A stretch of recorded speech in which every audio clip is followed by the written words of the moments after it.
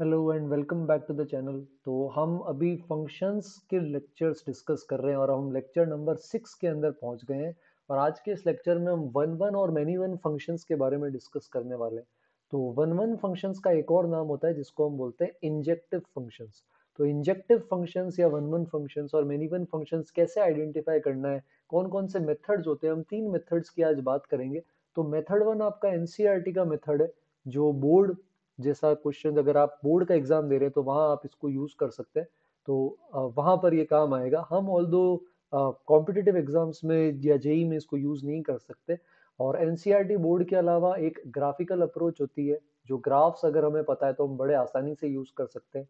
और third method जो होता है ये डिफरेंशिएशन पर बेस्ड है, और इसके अंदर हम डिफरेंशिएशन करते हैं। और बेसिक आइडिया जो होता है इस मेथड का वो मोनोटोनिसिटी से आता है, जो हम आगे लेक्चर्स जब एप्लीकेशन ऑफ डेरिवेटिव्स के लिए देखेंगे तब इसकी अपन बात करेंगे।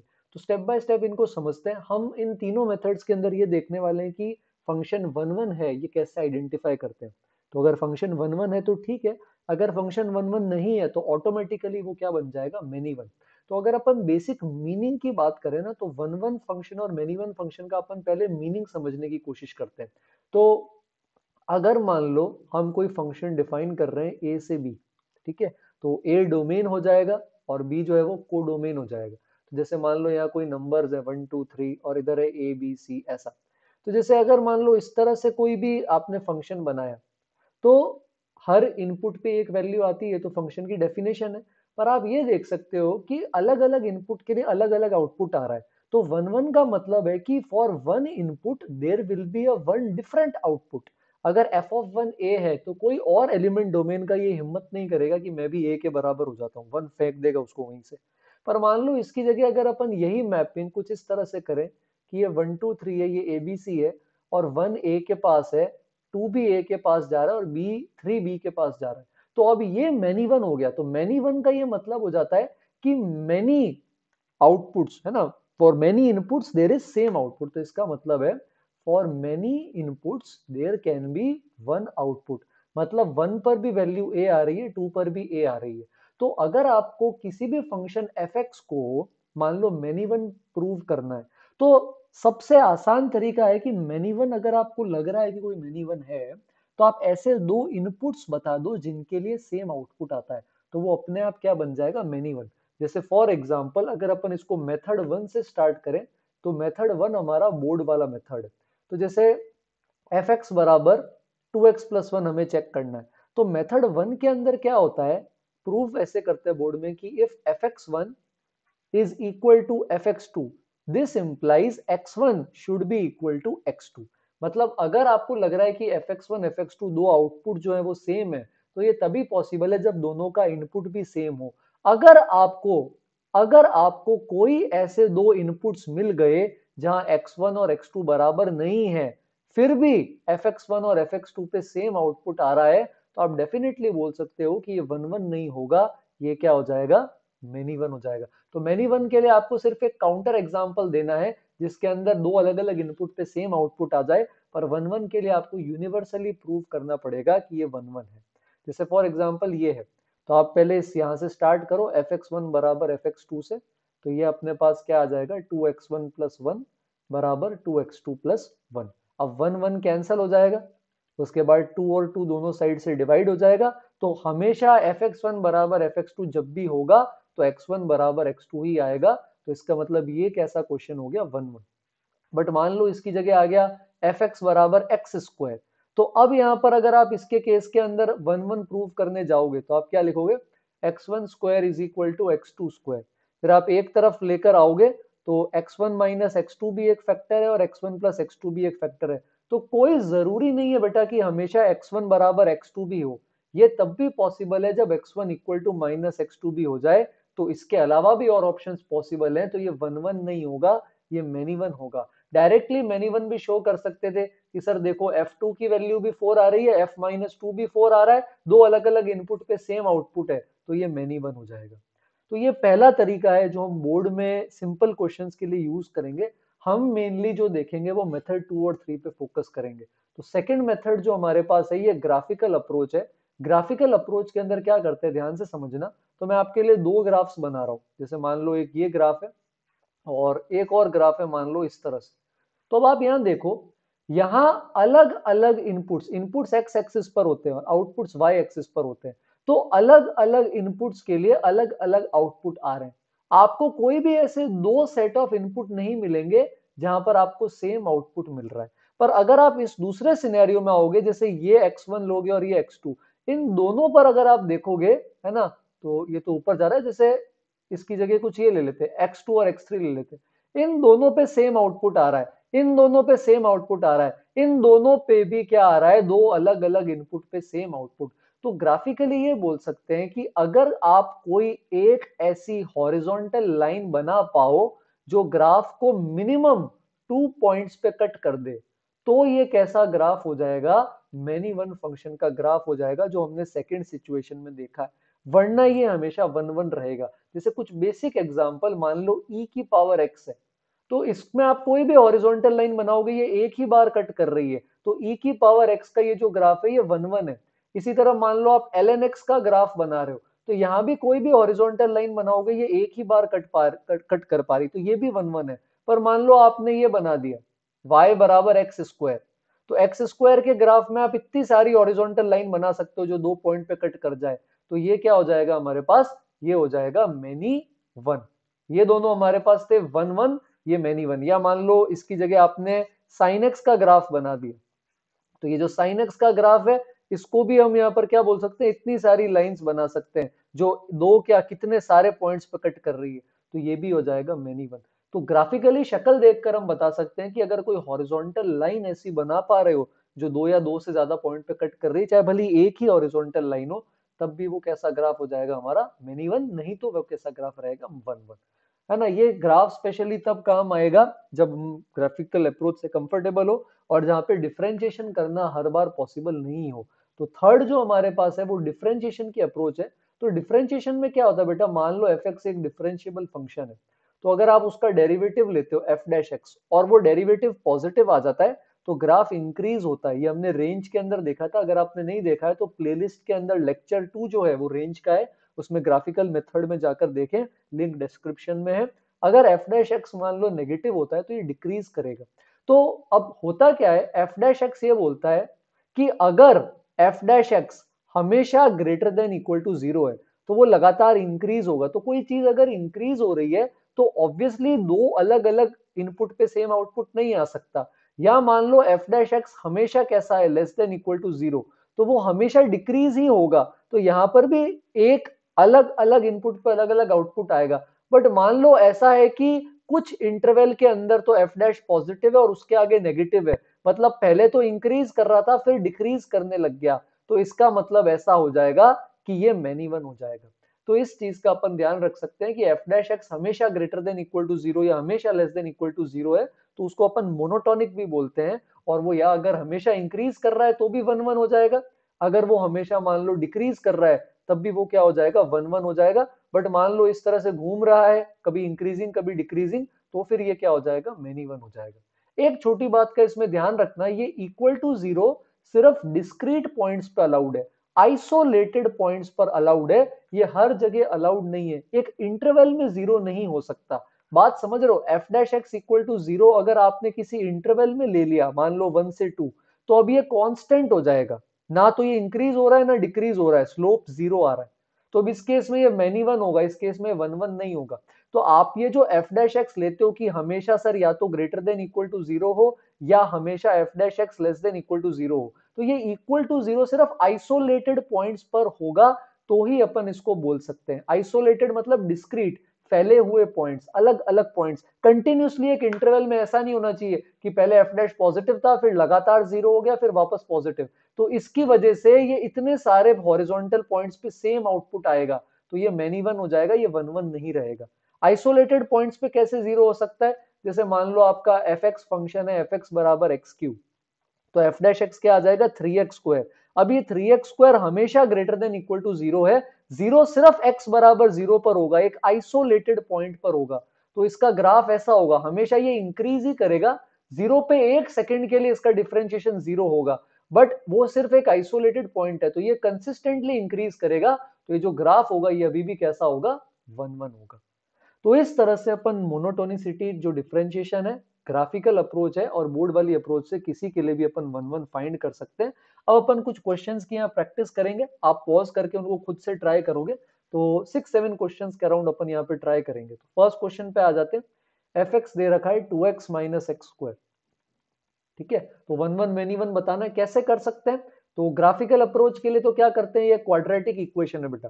तो जीरो पे वैल्यू जीरो आ रही है, टू पे भी जीरो आ रही है, एक्स स्क्वायर का कोफिशिएंट नेगेटिव है तो उल्टा पैराबोला बनेगा। ग्राफ बनाकर ही आप देख सकते हो, 2 पॉइंट पे कट कर रहा है तो ये क्या हो जाएगा, मेनी वन। डिफरेंशिएशन से इसको कैसे करेंगे, डिफरेंशिएट कर सकते हैं पॉलिनोमियल को, तो ये आएगा 2 माइनस 2x।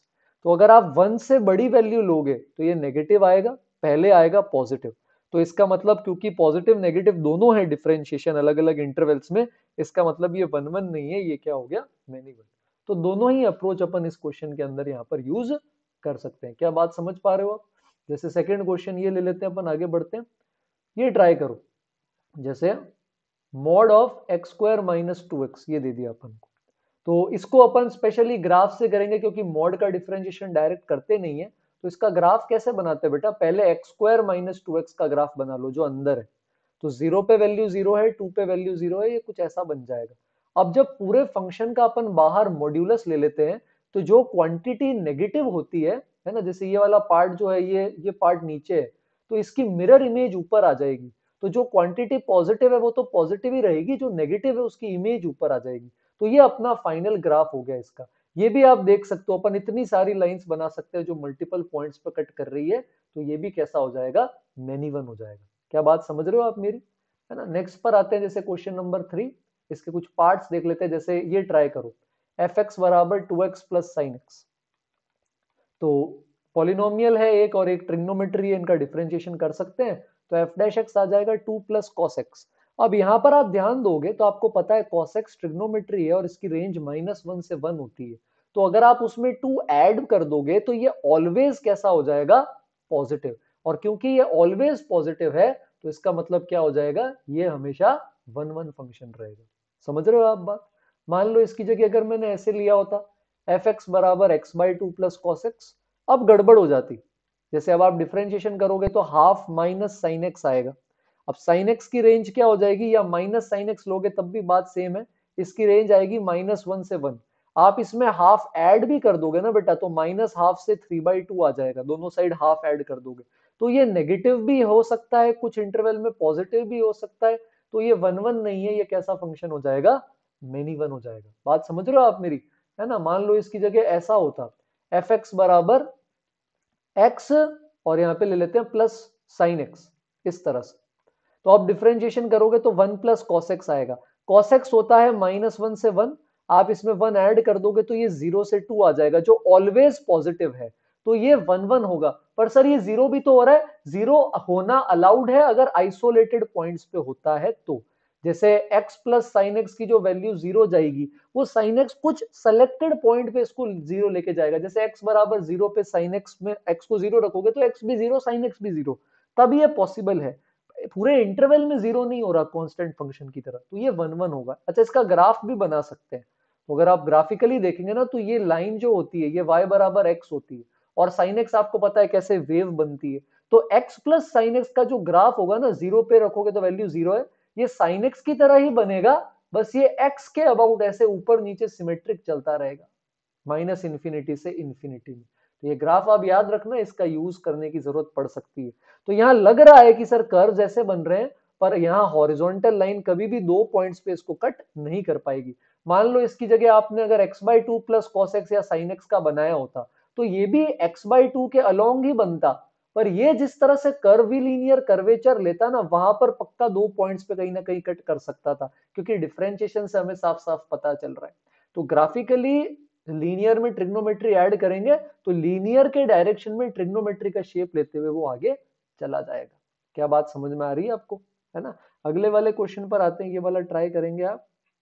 तो नेक्स्ट क्वेश्चन हमारे पास कुछ ऐसा है, एफ एक्स बराबर x cube minus 4x square plus 12x minus 1।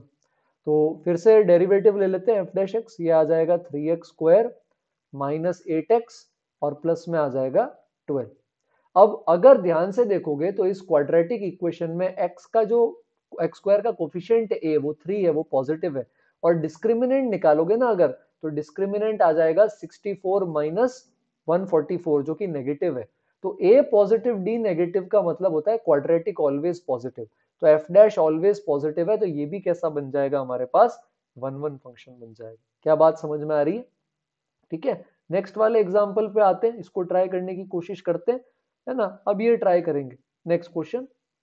जैसे मान लो ये है x² plus integer part of x, ये इंटरेस्टिंग है। डायरेक्ट डिफरेंशिएशन नहीं कर सकते, तो अब मैनुअली ग्राफ प्लॉट करते हैं अलग अलग जगह। जैसे 0 से 1 में इंटीजर पार्ट होता है 0, तो यहाँ पर ये fx बराबर x² ही बनेगा। ठीक है, तो 0 पे वैल्यू 0 आएगी, ओपन 1 पे 1। 1 से लेकर 2 में इंटीजर पार्ट x की वैल्यू 1 आती है, तो अब ये यहाँ 1 से 2 के अंदर x² प्लस 1 हो जाएगा। तो 1 रखेंगे वैल्यू, तो 1 पर वैल्यू आ जाएगी हमारे पास 2, और फिर ये आगे 2 से 3 जाएगा, तो 2 से लेकर 3 में x² प्लस 2 हो जाएगा, तो ये कुछ ऐसे जाएगा। तो यहाँ पर तो हॉरिजॉन्टल लाइन कहीं भी कट कर नहीं रही है। पीछे आकर देखते हैं क्या पीछे हो पा रहा है क्या। राइट हैंड साइड में तो 1 1 जैसा लग रहा है, -1 से 0 में इंटीजर पार्ट -1 है, तो ये यहाँ पर आपके पास आ जाएगा x² -1। ठीक है, तो -1 अगर पुट करोगे तो वैल्यू क्या आ जाएगी, -1 के केस के अंदर 0 आ जाएगी, और 0 के केस में -1, तो ये ऐसा आएगा। तो बेटा यहीं से पता चल गया कि ये मैनी वन है। 0 पे भी वैल्यू 0 आ रही है और -1 पे भी 0 आ रही है, यही काम खत्म हो गया, यही मैनी वन बन गया। पर आपको थोड़ी अच्छी फील आए, मैं इसलिए एक ग्राफ आगे और बना देता हूँ। -2 से -1 के अंदर ये x² -2 होगा, तो -2 पे वैल्यू आ जाएगी इसकी 2, और -1 पे वैल्यू आएगी -1, तो ये कुछ ऐसा जाएगा नीचे की तरफ। तो आप यहाँ पर भी देख सकते हो यार कि ये कट कर रहा है। तो अगर आप कहीं अटक जाओ, डिफरेंशिएशन नहीं हो, तो आप values, specially integer part fractional part हो, तो वैल्यूज पुट करके अलग अलग इंटरवल्स में ग्राफ बना सकते हो। एक मॉड वाला भी ले लेते ताकि आपको ये आइडिया थोड़ा अच्छे से क्लियर हो जाए। तो मान लो आपके पास है 6 की पावर mod x प्लस 6 की पावर -x। तो अब यहाँ पर दो केसेस लेंगे अपन, एक लेंगे x greater than equal to 0, एक x लेस देन 0। तो ग्रेटर देन इक्वल टू 0 पर क्या हो जाएगा, 6 की पावर x प्लस 6 की पावर -x, लेस देन 0 पे 6 की पावर -x, 6 की पावर -x। तो राइट हैंड साइड में तो ये 2 इंटू 6 की पावर -x है। नेगेटिव एक्सपोनेंट का ग्राफ डिक्रीज होता है बेटा, तो ये ऊपर से ऐसे डिक्रीज होते होते नीचे आएगा और 0 पे वैल्यू आ जाएगी इसकी 2, ऐसा। और राइट हैंड साइड में आओगे तो इसकी भी वैल्यू 0 पे 2 है, पर ये ग्राफ जो ये इंक्रीज करेगा, आप जैसे जैसे x की वैल्यू बढ़ाओगे ये आगे जाएगा। AMGM अगर आप लगा सकते हो, अभी डिफरेंशिएशन नहीं आता हो पर AMGM लगाओगे तो इसकी मिनिमम वैल्यू 2 आ जाएगी। तो इसके आगे ये जैसे भी जाएगा इंक्रीज ही करेगा। तो इसका मतलब हो गया कि यहां पर भी वैल्यू कैसी आने वाली है हमारे पास, मेनी वन। ये ग्राफ अब आप खुद से ट्राई कर सकते हैं। एक लास्ट टाइप का क्वेश्चन आपको बता देता हूं, उतना 1 1 इंजेक्टिव और मेनी वन हमारे लिए सफिशियंट है। मान लो आपके पास fx ऐसा है, किस तरह से, x² -6x प्लस 10, और नीचे मान लो आ गया 3x -3 -x²। तो फिजिक्स में जैसे डिफरेंशिएशन करते हैं वैसा ही क्वेश्चन रूल यहाँ भी लगा सकते हैं। तो f डैश x आ जाएगा न्यूमरेटर का डिफरेंशिएशन, साथ में आ जाएगा हमारे पास डिनोमिनेटर। ठीक है, और माइनस के अंदर आ जाएगा हमारे पास डिनोमिनेटर का डिफरेंशिएशन, और साथ के अंदर हमारे पास यहाँ पर आ जाएगा न्यूमरेटर। कैलकुलेशन एक बार आप देख लेना सही है क्या। और नीचे डिनोमिनेटर में v² होल स्क्वायर आ जाएगा। इसकी चिंता भी नहीं कर रहे क्योंकि हमें सिर्फ साइन से मतलब है बेटा। अगर साइन f डैश का पॉजिटिव नेगेटिव दोनों है तो मेनी वन, हमेशा नेगेटिव है या इन केस हमेशा पॉजिटिव है तो फिर वो हो जाएगा 1 1। तो अब इसको सॉल्व करते हैं, तो आप मल्टीप्लाई करो, ये हो जाएगा 6x² -18x -6x प्लस 18, है ना, और आगे आ जाएगा -2x³ प्लस 6x²। कैलकुलेशन आपको दोबारा करनी है। फिर आगे इधर मल्टीप्लाई करेंगे तो -2x³ आ जाएगा, -3x² आ जाएगा, प्लस में 12x² आ जाएगा, प्लस में 18x आ जाएगा, -20x आ जाएगा और -30 आ जाएगा। तो क्यूबिक वाला पार्ट तो कैंसिल हो जाएगा। क्वाड्रेटिक वाले के अंदर 6x², 6x², 12x² कैंसिल हो गया, और क्या बच रहा है हमारे पास, यहाँ पर अगर देखें तो एक 3x² आएगा प्लस का, साथ में इधर -24x है और इधर -2x है, जो ऐड होके -22x बन जाएगा, और 18 और प्लस 30, 18 प्लस 30 क्या आ जाएगा 48। कैलकुलेशन वापस करना, तो क्वाड्रेटिक के रूट्स निकालना हमारा पर्पस नहीं बेटा, हमारा पर्पस ये डिस्क्रिमिनेंट चेक कर लो। डिस्क्रिमिनेंट अगर पॉजिटिव है तो डेफिनेटली क्वाड्रेटिक पॉजिटिव नेगेटिव दोनों वैल्यू लेगी। तो अगर डिस्क्रिमिनेंट पॉजिटिव आ गया तो प्लस माइनस दोनों होगा, तो ये बन जाएगा मेनी वन। पर अगर डिस्क्रिमिनेंट नेगेटिव आ गया तो ये बन जाएगा हमारे पास वन वन। तो अब आप यहाँ पर डिस्क्रिमिनेंट और कैलकुलेशन खुद से निकाल के मुझे ये बताएंगे कि आपका answer D less than zero आ रहा है तो वन वन होगा, और डी ग्रेटर देन जीरो आ रहा है तो मेनी वन होगा। तो ये आपको मुझे कमेंट्स में बताना है। आई होप ये लेक्चर आज का फ्रूटफुल रहा। तो अगर आपको पसंद आया ये लेक्चर 6 तो फटाफट से कमेंट करें। जल्दी एक और लेक्चर के साथ आएंगे, तब तक वीडियो को शेयर करें, चैनल को सब्सक्राइब करें और थोड़ा सा लाइक दबा दें, और आपके फ्रेंड्स के साथ जितना ज्यादा शेयर कर सकते हो उतना कर सकते हैं। जल्दी मिलते हैं एक और ऐसे वीडियो के साथ, तब तक के लिए थैंक यू।